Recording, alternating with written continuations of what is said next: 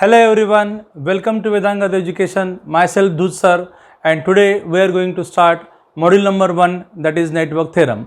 In this module, first of all we'll learn some basic definition, then series and parallel combination of resistors, voltage division rule and current division rule. So let's start.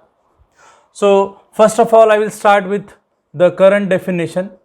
So what do you mean by a current? Current is nothing but a rate of change of charge with respect to time. Current is defined as the rate of change of charge with respect to time, denoted by I, given by dq by dt and measured in amperes. So here q is the charge carrier or q is the charge. So which are the charge carriers? Negative and positive. So negative charge carriers are electrons and positive charge carriers are holes. So accordingly, current is due to electrons as well as due to holes. So there are two types of current. First, electronic current, and then second, conventional current.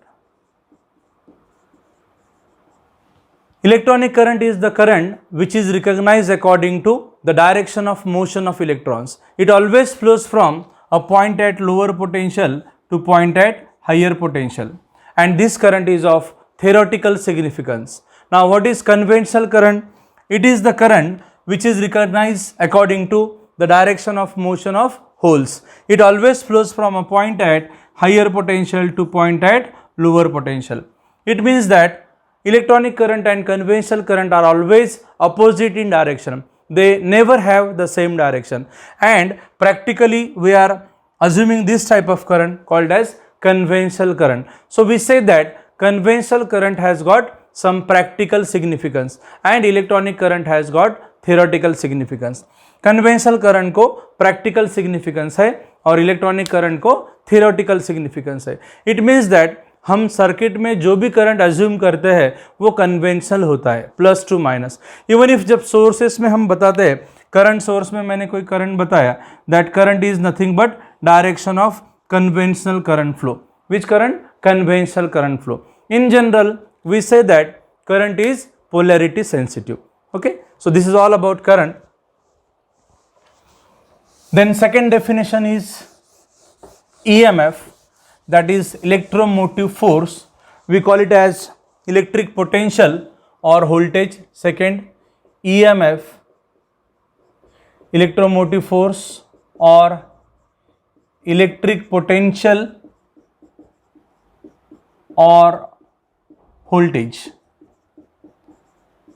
denoted by V, measured in volts. So what is electromotive force? It is the electrical pressure, it is the electrical force which when applied across the conductor will move the charge carriers in one particular direction. क्या होता है, किसी भी conductor में randomly Orient रहने वाले charge carriers रहते हैं. जब उसके अक्रॉस हम कोई इलेक्ट्रिकल प्रेशर या फोर्स लगाएंगे तो उनको कुछ पर्टिकुलर डायरेक्शन मिलेगा, तो वही फोर्स इलेक्ट्रोमोटिव फोर्स होता है. सो डेफिनेशन है, it is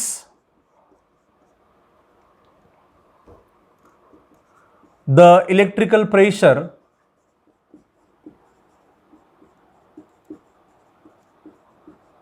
or a force which when applied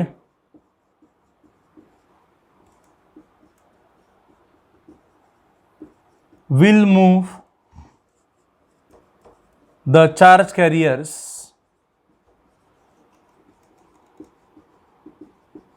in one particular direction. ठीक है. So that is all about electromotive force, that is potential or voltage. Then third definition is, that is potential difference.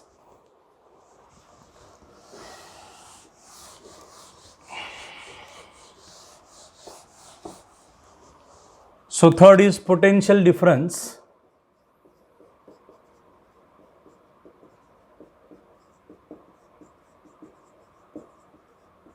So potential difference between any two points is simply the difference of potentials of that point. मान लो conductor पे कोई दो point है, suppose पहला point है A and second is B, उनके respective potential हमने ले लिए VA and VB।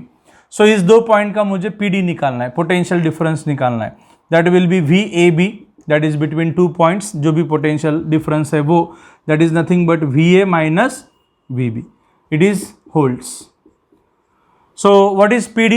Potential difference between any two points is the difference in electric potential between the two points. दो पॉइंट का जो भी रिस्पेक्टिव पोटेंशियल रहेगा उनका डिफरेंस उस दो पॉइंट का पोटेंशियल डिफरेंस रहेगा। नाउ अगर पोटेंशियल डिफरेंस हमारे पास जीरो है, इफ PD इज जीरो, ये कब होगा?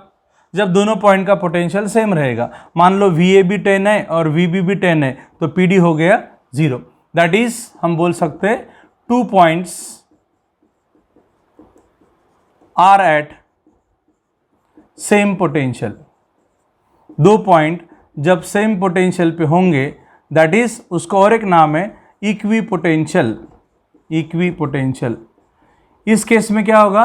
There will be no flow of current between the two points. अगर दो पॉइंट सेम पोटेंशियल पे है तो उन दो पॉइंट में कोई करंट फ्लो नहीं होगा। सो IAB, A to B में कोई करंट फ्लो होने वाला नहीं है, दैट विल बी जीरो।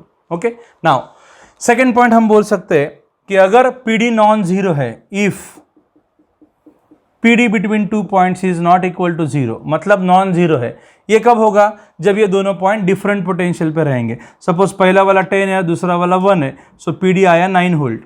अब PD एग्जिस्ट हो रहा है, इसका मतलब दोनों पॉइंट में करंट फ्लो होगा। ठीक है, that is if PD is not equal to zero, that is two points are at different potential, that is two points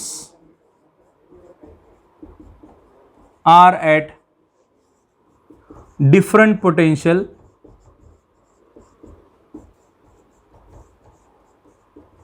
then वहां पे कुछ ना कुछ तो भी करंट फ्लो होगा, मतलब नॉन जीरो रहेगा, जीरो नहीं रहेगा। मतलब दो पॉइंट में करंट तभी फ्लो होता है जब दो पॉइंट में कुछ PD एग्जिस्टिंग हो। और करंट कैसा फ्लो होता है? From a point at higher potential to point at lower potential. तो दो पॉइंट में करंट फ्लो होने के लिए PD नॉन जीरो चाहिए, मतलब दो पॉइंट अलग अलग पोटेंशियल पे चाहिए।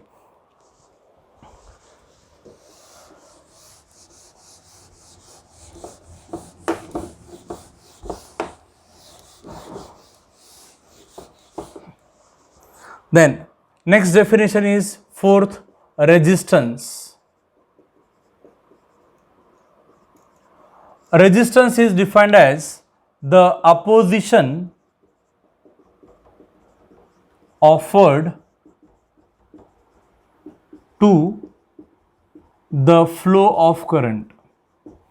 करंट के फ्लो को अपोज करने वाला मतलब रेजिस्टेंस रहेगा। ठीक है, इसका नोटेशन R है और उसका यूनिट ओहम रहेगा, और सिंबॉलिकली मैं ऐसा बताऊंगा, दैट इज रेजिस्टेंस R। तो रेजिस्टेंस R क्या करता है? करंट के फ्लो को अपोज करता है। यहां पर और एक डेफिनेशन हम ऐड कर सकते हैं, that is called as heat और पावर। क्या होगा अगर इस दो पॉइंट में suppose A and B point है और करंट I फ्लो हो रहा है फ्रॉम A टू B, तो जब भी करंट फ्लो होगा तो R इसको अपोज करेगा, यहाँ कुछ करंट का लॉस होगा, और इसी लॉस को हम लोग बोलते हैं पावर।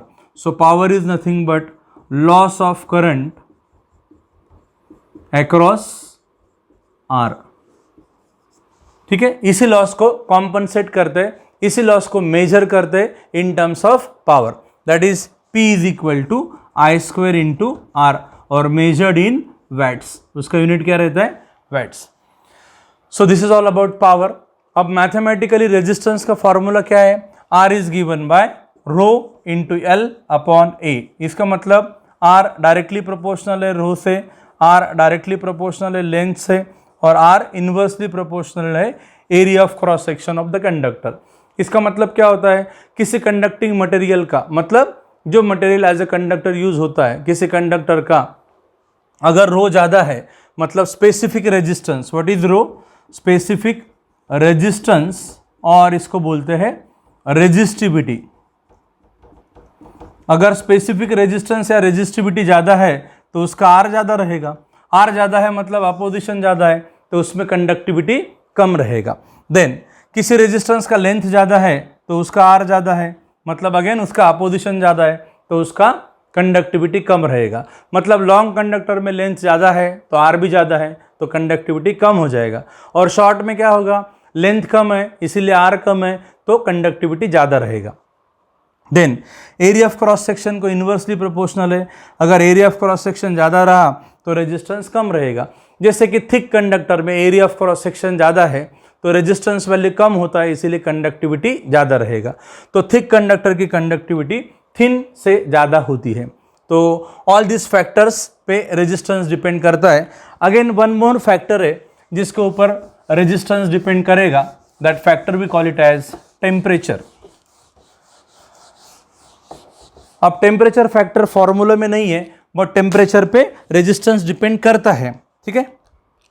देन जनरली क्या होता है, generally with increase in temperature resistance of conductor increases. क्यों? क्योंकि जैसे ही हीट किया तो क्या हो जाएगा, वो एक्सपांड होगा, एक्सपांड हुआ तो लेंथ बढ़ेगा, और हमने अभी देखा है कि लेंथ डायरेक्टली प्रोपोर्शनल होता है रेजिस्टेंस से, तो रेजिस्टेंस भी बढ़ेगा। इसीलिए जनरल टर्म है कि हीट किया तो टेम्परेचर के साथ आर भी बढ़ेगा due to expansion after heating.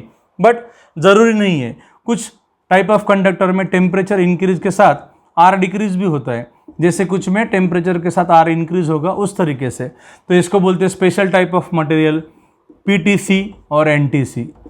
PTC मतलब क्या, ऐसे कंडक्टिंग मटेरियल जिनमें टेम्परेचर इंक्रीज के साथ रेजिस्टेंस इंक्रीज होगा, they said to have positive temperature coefficient of resistance, और जिनमें टेम्परेचर इंक्रीज के साथ आर डिक्रीज होगा, they said to have negative temperature coefficient of resistance. So ये हम लास्ट यूनिट में 6th में देखने वाले पीटीसी एनटीसी क्या होता है, right. So this is all about resistance. Now इन्हीं रेजिस्टेंस को हम दो तरीके से कनेक्ट कर सकते हैं। पहला होता है सीरीज कॉम्बिनेशन और दूसरा होगा पैरेलल कॉम्बिनेशन, ठीक है। तो उसमें हम पहले देखेंगे what do mean by series. Series क्या होता है, जब भी हम दो या दो से ज़्यादा कंडक्टर जिनका रेजिस्टेंस R1, R2, R3 है, उनको कैसा कनेक्ट करेंगे, end to end, they are said to be in series. तो सीरीज कॉम्बिनेशन में रेजिस्टर्स एंड टू एंड रहेंगे, A टू B सपोज, और 3 कंडक्टर है, पहले का रेजिस्टेंस R1 है, सेकेंड का R2 है, थर्ड का R3 है। देन इसको कुछ सप्लाई वोल्टेज V के अक्रॉस हमने कनेक्ट किया। तो सबसे पहला हमारा पॉइंट क्या है सीरीज का, कि रेजिस्टर्स हमने एंड टू एंड लगाए। फर्स्ट लिखता हूं, resistors are connected end to end, end to end connection होगा।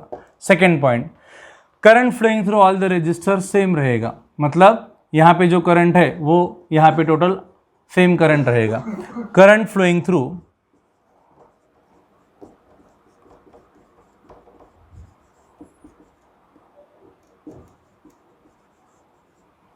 all the resistors remains same, okay. Then अभी हम मान लेते हैं V1 का जो वोल्टेज है, R1 का जो वोल्टेज है वो V1 है, देन R2 का जो वोल्टेज है वो V2 है, और R3 का वोल्टेज है वो V3 है। So what is total voltage, that will be sum of individual voltage drops V1 plus V2 plus V3। Now by Ohm's law V is equal to IR होता है। V1 को हम IR1 रख सकते हैं, V2 को IR2, V3 को IR3। So I common होगा, कैंसिल हो जाएगा। सो R इक्विवेलेंट क्या लिख सकते हैं, R1 plus R2 plus R3। सो हमने सीरीज में अगर इक्विवेलेंट रेजिस्टेंस निकालना है तो we can add all the resistors, और वोल्टेज निकालना है तो we can add all the voltages, right. Now अगर मुझे पावर निकालना है, power consume by the first branch, that is P1 निकालना है, तो वो I² R1 रहेगा। सिमिलरली मुझे P2 निकालना है, सेकेंड ब्रांच का पावर, वो I² R2 रहेगा। सिमिलरली मुझे P3 निकालना है, थर्ड ब्रांच का पावर, वो रहेगा I² R3। और टोटल पावर निकालने के लिए इन सबको ऐड कर सकते हैं, P1 plus P2 plus P3, मतलब इसमें पावर भी ऐड कर सकते हैं to get the total power. तो सीरीज में ये सारी चीज़ें हैं। और एक पॉइंट हम बोल सकते हैं कि आर इक्विवेलेंट इंडिविजुअल आर से बड़ा रहेगा। नेचुरली जब तीनों आर कंबाइन हो रहे हैं तो जो टोटल मिलेगा वो तीनों से बड़ा ही रहेगा इंडिविजुअल से। So R equivalent is always greater than either R1 और R2 और R3 या जो भी कनेक्टेड है सीरीज में वो। That is the last point. तो सीरीज में कैसे रहते हैं resistors, end to end, current same, voltage will be addition of individual voltage drops, equivalent resistance will be addition of individual resistors, total power will be addition of individual branch power, and R equivalent is greater than R1, R2 and R3 and so on जितने भी series में हैं। Okay, now this series circuit में हम एक rule लगाने वाले हैं जिसको बोलते हैं वोल्टेज डिवीजन रूल। क्या बता रहा है नाम? वोल्टेज डिवीजन का मतलब है जो भी वोल्टेज डिवाइड हुआ उसको हम कैलकुलेट करते हैं बाय दिस रूल। अब यहाँ पे हमको ओम्स लॉ से V1 कैलकुलेट करते आया था IR1, सिमिलरली V2 भी किया था, सिमिलरली V3 भी किया था, लेकिन इसमें मुझे करंट का पता होना ज़रूरी है। तो विदाउट नोइंग I अगर मुझे V निकालना है तो ओम्स लॉ में तो I चाहिए, वो नहीं है तो हम VDR लगाते। कैसे, अब देखेंगे।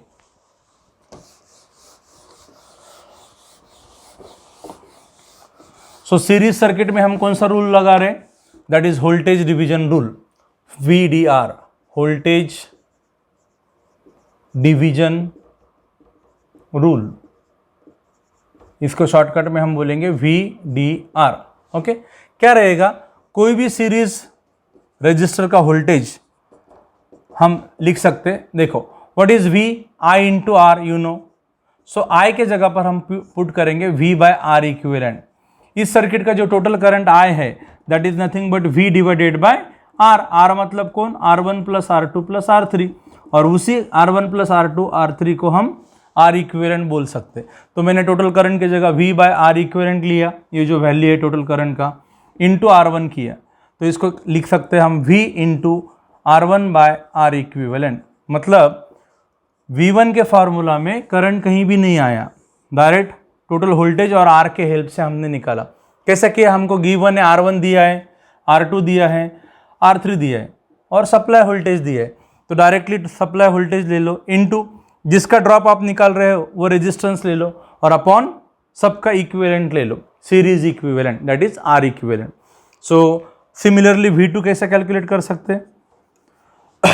सेम, V इंटू यहाँ पे आएगा R2 bye R equivalent. V3 कैसा आएगा? V into R3 upon R equivalent. मतलब किसी भी सीरीज रजिस्टर का वोल्टेज कैसा रहेगा? Total supply voltage multiplied by क्या होगा? The resistor across which we want to find the voltage. मतलब V1 निकालना है तो किसका वोल्टेज है? R1 का, तो मल्टीप्लाइड बाय R1 होगा। V2 निकालना है तो R2, V3 निकालना है तो R3, divided by it's series equivalent. इसको हम वोल्टेज डिवीजन रूल बोलते हैं। नाउ नेक्स्ट पॉइंट है हमारा रेजिस्टेंसेस इन पैरेलल। तो जैसे सीरीज में हमने resistances end to end connect किए, वैसे पैरेलल में अक्रॉस कनेक्शन होता है। सो resistances in parallel,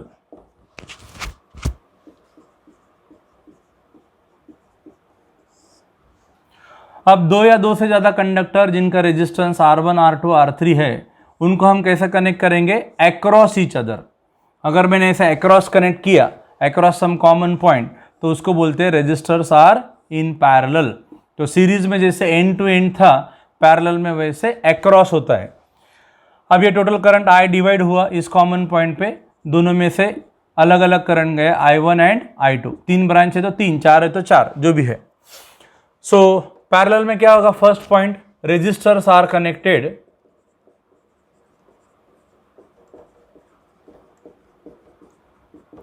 across each other।